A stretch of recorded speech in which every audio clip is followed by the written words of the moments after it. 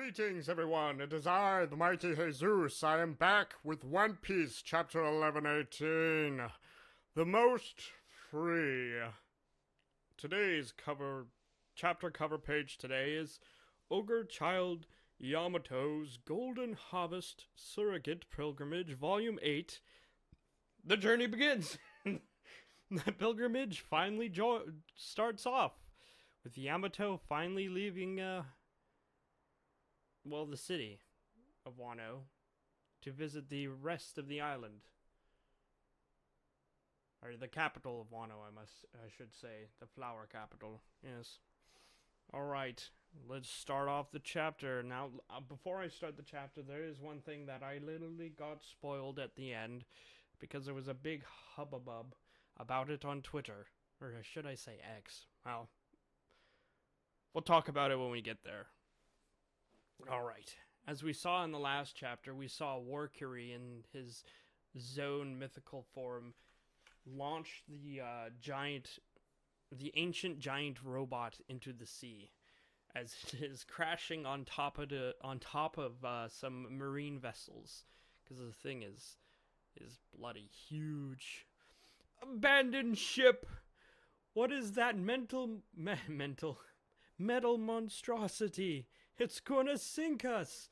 And obviously it just is slowly sinking into the water. Goosh! And we see also the Denden Mushi that was sending the message that was within the robot. That name... And apparently the machine has its thoughts of its own, where, blub blub blub, Joy Boy, where did you go? Want to see you. You were there, Joy Boy. Strange, so strange. Man, we don't even know the story behind the robot. No, it was a cool robot. Why?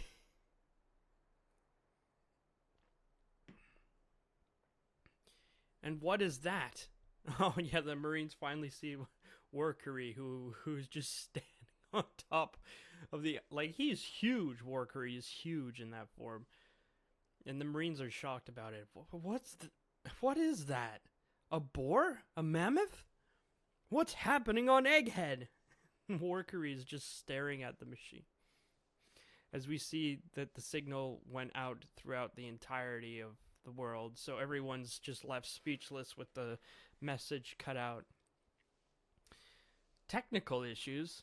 He was still saying something. What would have caused the transmission to stop? And why would Vegapunk have died in the first place? Did someone assassinate him? He did say he had committed sins.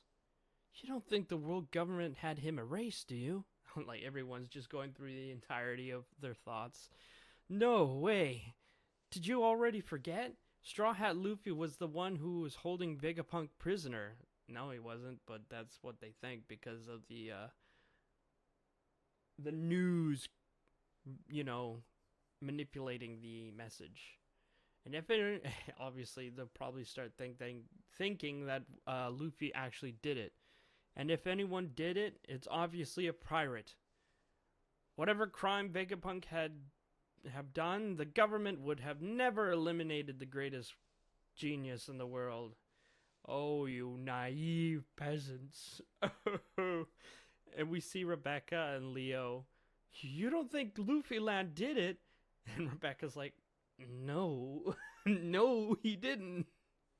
He wouldn't have. That would be the last thing he would ever do, is kill someone. We see the elders are contacting York as we return back to Egghead. York! Huh? What? How many Vegapunks are still alive? Ooh. Uh-oh. Vegapunks? Aside from me, the number of people accessing Punk Records is 2. Lilith and Atlas. Well, I just realized that the female representing Vegapunks are the only ones alive at the moment. So there was Shaka, Shaka, Edison, and Pythagoras were the more like male representing satellites, and all the other ones that are alive still is Lilith, Atlas, and York, and the female ones. I wonder if there was a reason why. Anyways, that's kind of interesting. Lilith is on this floor. Atlas is at the northeast shore. Hey, that rhymes. Lilith is on this floor. Atlas is at the northeast shore. Should we eliminate them all? Yes. Even with the Stella dead, Punk Records is designed to continue growing. York's development benefits us, but we need no other geniuses. Obviously, the Gorosei are going to eliminate Lilith and Atlas. Bummer. I don't want them to die. Set sail! It's the giant Viking ship. Let's get out of here. Let's go. Jump on board. It's Dory and Bragi as well as Luffy. And they just hop onto the Viking vessel. Whoa! The captains, you made it back. And so did Luffy. Of course we did. Ba ba ba ba ba ba. Luffy. And Sanji's there as well as Bonnie. Whoa, we're on the giant ship. It's huge. Is Usopp here yet? What about Chopper? And the Marines are like, God damn it, after them. Don't let them get away. We have too many ships for this. But the giants are just too strong, and more importantly, oh no, we see Vice Admiral Bluegrass as well as Vice Admiral Dahl. Are you alright, Vice Admiral Dahl? Darn you, Bonnie. Vice Admiral Bluegrass, you know, the old lady who had the ride devil fruit. Both Dahl and Bluegrass were turned into younger forms of themselves, so they're like childs. They're children again. And so they're just helpless. Obviously, Bonnie just turned them into kids off screen. And I think a lot of people were a little upset about that, just being diffed by Bonnie off screen. But that's fine. I don't really care. It's kind of comedic in a way. Seeing how... Wait, I just realized in this panel as well that Bonnie even shrunk the beast that she was riding, that Bluegrass was riding, the mech monster thing that Vegapunk created as a self-defense mechanism. Vice Admiral Bluegrass, it sucks being so powerless. What a ridiculous ability. Yeah, you could say that again later on. As we see a shot of Bonnie just looking at them. You were setting yourself up for trouble when you let me escape the Navy. Oh, we see Oimo and Kashi. Yag. We really whooped you. She really whooped you good, Kashi. Yeah, Bluegrass. I mean, Dahl did. Oimo, Kashi. This is Sanji. We're already sailing. Nami, how's it looking up there? And the giants are like, Straw Hat, at last we meet again. As we turn back to Nami's group on the Sunny. Thanks to Edison, we should be able to land in the water, but it looks like we won't make it. Help! Of course, if everyone else sinks. Thanks to Edison, we should be able to make it. Thanks to Edison, we should be able to land in the water, but it looks like we won't be able to make it. Help! Of course, even if everyone else sinks, I'll do anything to save you, Robin and Lilith. No, save us all, Usopp says to Sanji. Don't worry, I'll rescue the ship. Rescue us too. I just realized, so Sanji's like, I'll rescue you, Nami, Robin, and Lilith. And Usopp's like, no, save us all. And then Frankie butts in, he's like, don't worry. I'll rescue the ship. That just makes Usopp even more upset. As we see none other than Marcus Mars, St. Marcus Mars, and his flying dragon, the like pterodactyl zone looking thing. It's some kind of yokai, if I remember correctly. But he is like this giant ass bird. Mythical zone. Something's coming from the center of the island as it's flying towards the Viking ship. We see a panel of his eye. Zooming in. The 5 elders again. Yeah, it figures they wouldn't give it up. Yeah, Sanji says so. And we see Luffy is just chowing down in like one of the in the kitchen, and there's just a chef giant. He's like, "Hey, wait a sec. Are you Straw Hat Luffy? The captain said I should cook a bunch of food because you eat a lot. I was going to serve it to you guys later, but it looks like he's already eating all of it. Sorry, need it now. Please cook some more. Yog, yog, yog. You got a big appetite for a little fella." As we see St. Marcus Mars use a breath attack at the giants, at 2 giants blocking his attack. Grow! Protect the puny humans. Yow, that's hot. Bjorn, Sig, are you all right over there? Put out the fire. Get water. Don't let the sails catch. Yeah, the whole ship's on fire now. Oh no. Huh? What is that monstrous bird? That's a elder you're talking about. Oh damn, the giant who wanted to block the tag fell over. He's like on fire and he's like, "Yeah, hey, you saved us, giants. I appreciate it. We should move Vegapunk and Daddy." Oh, Atlas is Bonnie's saying that with Atlas. We should move Vegapunk and Daddy. Don't let them get burned. Here, I'll do it. Go, Atlas, go. Dory and Broggy are out. I guess we gotta do something about those monsters after all. If I can fly, it'll just keep chasing us. Oh no, if it can fly, it'll just keep chasing us to the end of the world, basically. And obviously the Gorosei responds, "Not a single one of you is going to escape." And then there's just a rumbling. As Frankie's like, "Huh? An earthquake! It's an earthquake!" The water is just moving in like a rhythm, and we just hear doom da da da, doom da da da, doom da da da. All right, nice and full now. Let's go. Follow the beat. Oh, it's Straw Hat. Huh? First the sound starts, and now we're floating above the water? Look out! It's none other than Gear 5 is showing off again with Luffy. And Bonnie's just there as well, and he's like, "Bonnie! Whoa! Nika!" Bonnie calls Luffy Nika here. Who's that anyway? Luffy has no idea. And Sanji's just witnessing. Sanji's just standing there as the fire is continuing, and the 2 giants are just dancing. Hey, that's a festival rhythm. Stop dancing and put out the fire, dummy. Ba ga ba ga ba ba ba. And Sanji's just like, huh?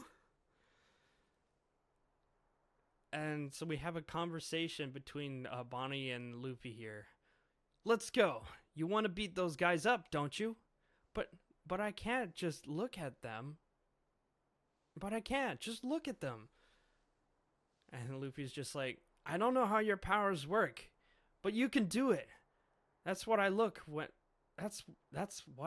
like when I'm free. Luffy is the freest man. And someone's just about to join him. And Bonnie's just like, all right, I can do this. Distorted future where I'm the most free.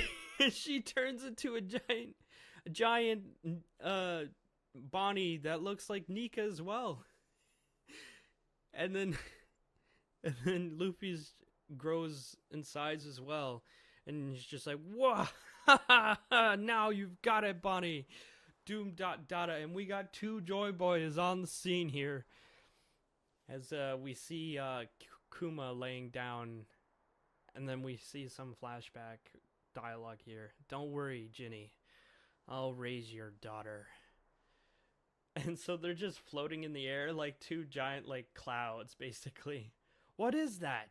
Whoa, two Nikas? Yay, I did it! Giants in white. And St. Marcus Mars is just shocked, and he's just like, he has no speech other than his eyes just staring, and we see a panel of Luffy's eyes staring back at him, and he's like, let's go, show me what you got, Birdman. And Bonnie's like, yeah! Damn. And as this is going on, the Gorosei can sense it as well. It's like, a strange presence. Act quickly. There. And we see the giant go there. Joy Boy. He knows that they're there. Joy Boy is there. The giant knows. Will it come back up from the water? That he knows that there you are, Joy Boy. I mean, actually, wait. I know the translation's a little weird. Let me see.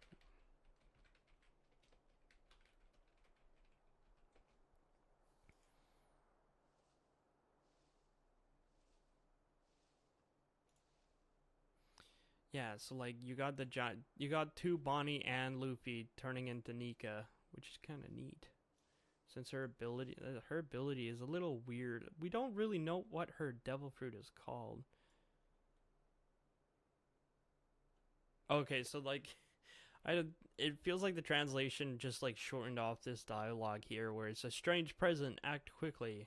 I'm looking at other translation that was probably done by a fan or something. So the elders say, I sense something amiss. We must hurry. Like, that seems more, or pat down. Distorted future. Give me a future where I'm totally free. That's the spirit, Bonnie. Dun dut dada, dun dut dada. And that's the end of chapter 11 and 18. While the machine, the giant ancient robot that was knocked into the sea, says, there you are. Two warriors running amok. End of chapter 11, 18. I do feel like there's some stuff that is being lost in translation here, but what can I do? I'm not a translator, so I don't know. But yeah, that's chapter 11-18, and obviously this is what I saw that was spoiled on Twitter about Bonnie turning into a Nika, which I guess people can be upset about, but most of the people that are upset about it are those that follow power scaling to a fault, as it's like the end to be or some kind of, I don't know, dick measuring contest, let's say that. When I'm just enjoying the story and whatever Oda is cooking up, it is hilarious and thought-provoking, I would say. And it's honestly happy to see Bonnie this free, considering her past and what, like, she was basically the mother of his, like, what happened to Ginny is so sad. What happened to Ginny is so sad, and seeing Bonnie like this is like, good. Kick those elders' asses, or kick that elder bird brain. But hopefully the escape of Egghead works out. Hopefully none of the other satellites die. I would not want to see Lilith die. She's pretty cool. Same with Atlas. And yeah, that's chapter 11-18. I wonder what my thoughts would have been if I didn't get spoiled. Anyways, I think it's a good idea. It's within her power since she can turn into a giant, but obviously I don't think she'll last very long in that form. But we'll have to see what Oda has cooked up in the next chapter, which will be 11-19 next week. And that will be Canada Day weekend. Anywho, this is Haysoos signing off. That is a fucking amazing chapter, if I do say so myself. Yes. Alright. This is Haysoos signing off. Please like and subscribe if you've enjoyed this video. I will see you in the next one. Goodbye.